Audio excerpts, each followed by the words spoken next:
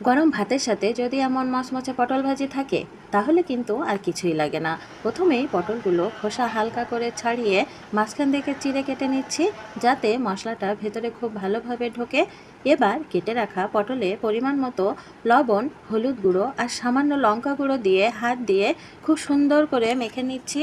লঙ্কা গুঁড়োটা দিলে ভাজির কালারটাও যেমন সুন্দর হয়, তেমনি খেতেও কিন্তু একটু ঝাল ঝাল ভালো লাগে। কড়াইতে খাঁটি সর্ষের তেল গরম করে নিলাম। এই ভাজিটা সর্ষের তেলে করলেই আসল স্বাদ পাওয়া যায়। তেল গরম হতেই মশলা মাখানো পটলগুলো একে একে কড়াইতে ছেড়ে দিচ্ছি। এক পিঠ হালকা ভাজা হয়ে গেলে আলতো করে উল্টে দেব। এভাবেই এপিঠ ওপিঠ উল্টে পাল্টে একদম লাল লাল আর মচমচে করে ভেজে নিতে হবে। দেখুন রঙটা কি দারুণ এসেছে। ব্যাস, তৈরি হয়ে গেল আজকের গরম গরম পটল ভাজি। গরম ভাতের সাথে প্রথম পাতে এই ভাজি জাস্ট জমে যাবে। রেসিপিটি কেমন লাগলো অবশ্যই জানাবেন কিন্তু।